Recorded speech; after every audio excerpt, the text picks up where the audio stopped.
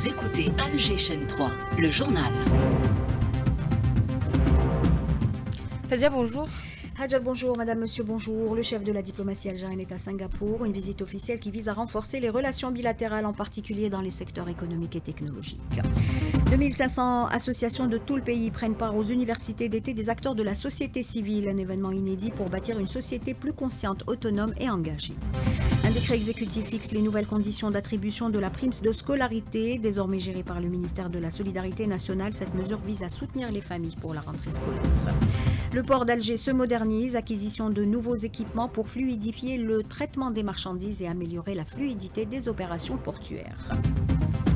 Sogra lance TaxiSafe, une application innovante pour réserver les taxis urbains et interwilaya agréés, une géolocalisation et tarification transparente. La plateforme est téléchargeable gratuitement. Cessez-le-feu à Gaza, des négociations indirectes entre l'entité sioniste et le Hamas sont en cours à Doha. Netanyahou est à Washington pour rencontrer Donald Trump qui espère un accord Israël-Hamas cette semaine. John Bolton, ancien conseiller américain à la sécurité nationale, critique la politique du Marzen sur le Sahara occidental et estime que Washington pourrait revoir sa position dans ce dossier. Sport football, CAN féminine, bonne entame de la sélection nationale qui s'est imposée hier soir 1-0 face au Botswana. Prochain match jeudi prochain face à la Tunisie. Et on entame ce journal avec l'activité diplomatique. Le ministre des Affaires étrangères est à Singapour, une visite officielle qui vise à insuffler une nouvelle dynamique aux relations bilatérales. Il sera notamment question de coopération économique et technologique. Ahmed Attaf aura également une réunion de travail avec son homologue singapourien ainsi que des rencontres avec des responsables de haut niveau. 50e anniversaire de l'indépendance du Cap-Vert, la secrétaire d'État auprès du ministre des AE chargé des Affaires africaines a représenté le président Tebboune aux festivités.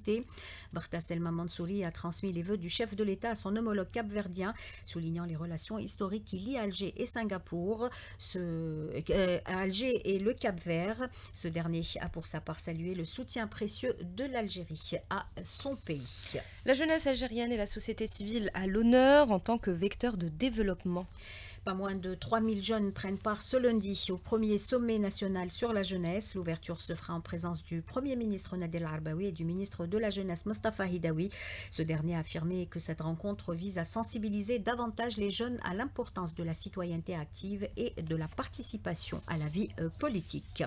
Et depuis hier, 2500 associations venues des 58 wilayas du pays prennent part aux universités d'été des acteurs de la société civile. Un rendez-vous inédit dont l'objectif est de renforcer leurs compétences à travers des formations pratiques pour bâtir une société civile plus consciente, autonome et engagée. Sophia Boukesha.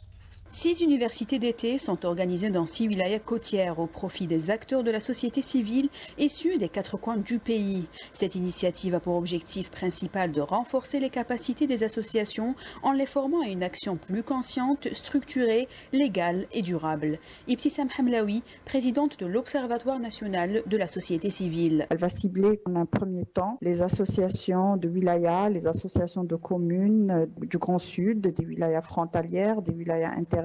Qu'il y aura minimum 2500 associations qui vont bénéficier de cette université d'été. Il y a les organisations estudiantines aussi. Notre objectif principal, c'est la formation de ces associations qui doivent connaître leurs droits et leurs devoirs pour qu'elles ne puissent pas faire des erreurs qui vont engendrer leur discréditation ou même non-octroiement d'agrément. Nous devons aussi les accompagner dans leurs différentes activités selon leurs thématiques, selon les intérêts qu'elles portent.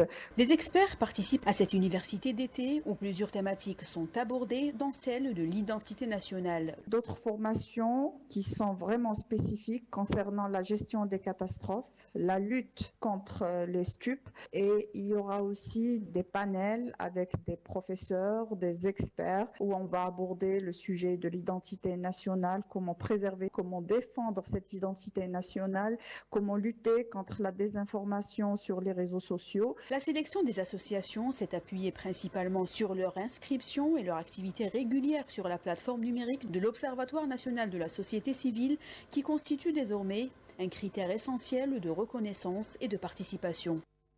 Un décret exécutif publié en juin dernier dévoile les nouvelles conditions d'attribution de la prime de scolarité. Elle sera désormais assurée par le ministère de la Solidarité nationale. Le département de Soraya Mouloudji met les bouchées doubles pour respecter l'échéance fixée pour le versement de la prime. Illustration à Bouira avec Alice Chachoua. Compte tenu de l'échéance fixée pour le versement de cette prime, les équipes de la direction de la solidarité de Bouira sont déjà déployées sur le terrain afin de sensibiliser les familles concernées aux nouvelles modalités. Tarek Tabti, directeur de la solidarité de Bouira. Il y a tout un dispositif qui a été mis pour que le paiement soit effectué dans les plus brefs délais. Donc nos équipes de solidarité, soit les TS des communes, soit des collectivités locales, l'ensemble a été mobilisé pour informer les citoyens des modifications. À cet effet, le même directeur appelle les citoyens concernés à faire preuve de réactivité en déposant leur dossier et remplir les nouveaux formulaires pour permettre à ces services le versement de cette prime au plus tard le 31 du mois en cours. On profite de l'occasion pour faire appel à tous les parents d'élèves pour se rapprocher des établissements scolaires ou remplir le nouveau formulaire mis en place. Ça, c'est la seule chose que peuvent nous aider les parents. Tout ça, ça nous permettra de faire les procédures, nous, en tant qu'administration, et établir les paiements dans les plus bas délais. Ainsi est lancé un défi collectif, allier la mobilisation des services de la solidarité et l'implication effective des parents concernés pour garantir le versement de la prime dans les délais impartis. Bouira, Aris Chachoua, Algéchin 3. Trump rencontre Netanyahou ce lundi sur fond d'intensification des bombardements sionistes à Gaza. La rencontre est prévue ce lundi à Washington alors que des négociations indirectes entre l'entité sioniste et le Hamas sont en cours à Doha. Le président américain espère un accord de cessez-le-feu à Gaza cette semaine, affirmant qu'il y a des chances d'y parvenir. Pour le militant Hamdan Damiri, ces prochaines 48 heures seront décisives, il le dit à Rabia Slimani. Peut-être l'annonce d'un accord sera faite par le président américain. Peut-être pendant cette visite, le président américain fera des pressions sur Netanyahou. Il y a 48 heures très importantes parce que les négociations continuent. Les négociations se déroulent sur les détails de cet accord. Le retrait de certaines forces israéliennes de certains endroits de la bande de Gaza, ça c'est des détails importants pour les Palestiniens parce qu'ils donnent des signes pour l'avenir. Le nombre de prisonniers palestiniens qui sont libérés grâce à la sortie de 8 Israéliens qui sont entre les mains des Palestiniens. Dans l'accord, il sera mentionné que la distribution de l'aide qui entre à Gaza sera faite par principalement les organisations des Nations Unies. Il y a presque 400 à 500 Palestiniens qui sont morts pendant qu'ils vont vers le centre, les endroits là où il y avait l'aide. Et selon des sources palestiniennes, l'accord prévoit une trêve de 60 jours pendant laquelle le Hamas relâcherait 10 prisonniers de guerre encore en vie et remettrait des corps de captifs morts en échange de la libération de Palestiniens détenus par l'occupant. Dans le même temps, l'armée sioniste intensifie ses bombardements faisant des dizaines de martyrs et autant de blessés quotidiennement.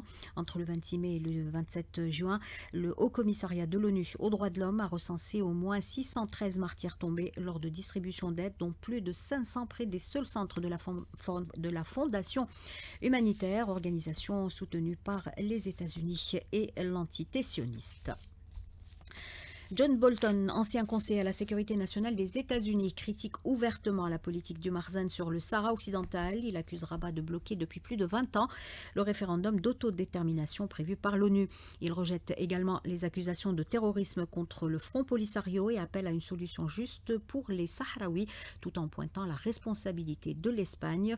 Bolton évoque même une possible révision de la position américaine sur ce dossier et alerte sur une éventuelle révolte populaire dans le royaume face aux exactions du Marzan.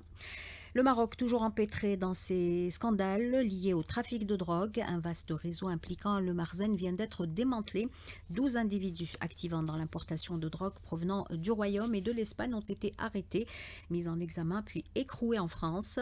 Pour le professeur Carlos Luis Miguel, enseignant à l'université de Compostelle, il ne fait aucun doute que le Maroc est le premier responsable de l'expansion du trafic de drogue dans toute la région. Il le dit à Alias Telrini. Il y a des renseignements qui disent que la monarchie est impliquée elle-même. Il y a eu des preuves des transports des camions appartenant à l'entreprise du roi qui avaient été surprises avec de la drogue. Il y a eu plusieurs procès judiciaires. Il y a certains éléments avérés attestent une implication. C'est vraiment étonnant de voir que des petits bateaux avec de la drogue sortent des côtes du Maroc et arrivent en Espagne. Jamais on a écouté que la marine marocaine a détenu un des bateaux transportant de la drogue. Et le bilan des inondations au Texas dans le sud des États-Unis avoisine désormais les 80 morts et va encore s'alourdir selon les autorités locales à mesure que l'espoir de retrouver les disparus s'amenuise. Parmi les quelques 750 enfants participant à un camp d'été pour filles sur les rives du fleuve Guadalupe, 10 fillettes restent introuvables, tout comme leurs moniteurs. Retour chez nous, le port d'Oran se modernise, acquisition de nouveaux équipements pour accélérer le traitement des marchandises et améliorer la fluidité des opérations portuaires. Mohamed Hamza Belmadani pour le détail. Le port d'Oran vient de franchir un cap majeur dans sa modernisation en réceptionnant un 3 portiques de quai de dernière génération.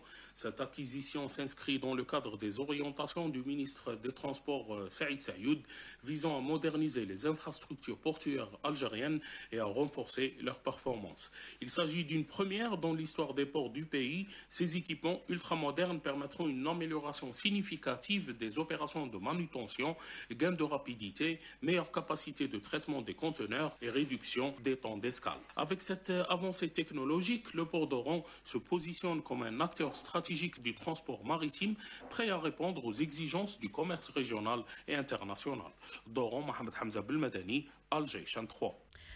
Sogral lance TaxiSafe pour réserver des taxis agréés. Disponible dès aujourd'hui, cette plateforme permet de réserver des taxis urbains et interwilaya en toute sécurité.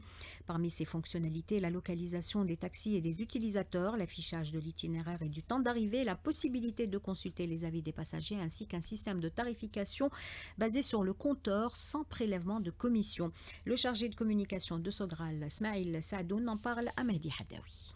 C'est une application développée intégralement en Algérie. Cette application est téléchargeable gratuitement sur Play Store, dédiée aux chauffeurs de taxis urbains et interwilaya exerçant dans un cadre réglementé et légal. Toutes les données personnelles des conducteurs et des utilisateurs sont hébergées localement, garantissant ainsi une protection optimale contre le piratage. Une application permet aux citoyens de commander un taxi à tout moment où qu'ils se trouvent avec une flexibilité accrue. Grâce à l'intégration de Google Maps, le client peut suivre en temps réel la position du véhicule, visualiser l'itinéraire prévu et être informé, et bien sûr, à l'heure d'arrivée estimée. La direction générale à la présidence de la République et le ministre de la Communication présentent leurs condoléances à la famille du Moudjahed, ancien technicien à la télévision algérienne Ahmed Bouhired, décédé hier à l'âge de 85 ans. Le défunt, qui est activé dans la Wilaya 4, est l'un des premiers techniciens à la radio et télévision algérienne après l'indépendance. On vous propose ce matin une immersion dans l'univers artistique de Nesrine Hellali Assès, plasticienne et médecin oncologue. Elle transforme ses émotions et son expérience en œuvre qui exprime la complexité des sentiments humains face à la maladie. Sidali Fares l'a rencontrée. L'art et la médecine ont tout temps fait bon ménage. Nesrine Hellali Assès, plasticienne, médecin de formation et également poétesse. Son travail est à l'intersection entre la peinture et les mots. Elle appelle à une multitude de voix et de pratiques où chaque œuvre s'inscrit dans un dialogue puissant entre la peinture et la science. Nesrine Hellali Assès revient sur le thème de sa nouvelle exposition. Il s'agit des pensées profondes, des émotions les plus abyssales ressenties pour ma part, que j'ai tenté d'exprimer à travers des couleurs et à travers des mots aussi. Ma technique, c'est à base de pastel sec. J'ai toujours opté pour ce médium. Il me permet une expression artistique très profonde, très tactile, à savoir qu'on manipule avec la pulpe des doigts, parce que justement, elles suivent l'émotion. Et c'est à partir de là que j'ai ressenti vraiment le bénéfice thérapeutique. La nouveauté dans cette exposition. J'ai présenté mon nouveau concept que j'ai personnalisé dans le cadre de l'art-thérapie, que j'ai nommé Ardonnance. Étant médecin de profession, artiste peintre et poétesse par essence et vocation, j'étais toujours en fait en quête d'un équilibre entre l'art et la médecine. Et c'est à partir de là que l'idée est venue. Au lieu de prescrire une ordonnance pour soulager à base de médicaments, pourquoi pas une prescription artistique pour soulager les maux MAUX à partir de mots, à partir d'autres médiums tels que la peinture et autres utilisés dans l'art-thérapie. L'exposition de la plasticienne et médecin Nesrine Hellali Assès, intitulée Aphorisme au bain des abysses, se poursuit jusqu'au 14 juillet à la galerie Kounouz.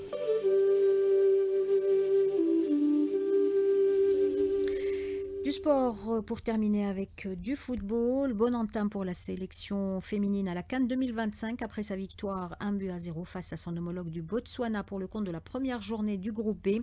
Dans l'autre match du groupe, le Nigeria a dominé la Tunisie 3-0 et à l'issue de cette journée inaugurale, le Nigeria et l'Algérie occupent conjointement la première place du groupe avec 3 points chacun devant la Tunisie et le Botswana avec 0 points.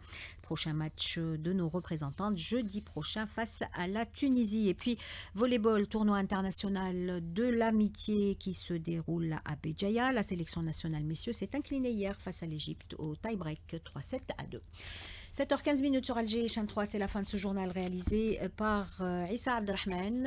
Tahar Lefgoum était à la régie d'antenne et Yassine au streaming vidéo.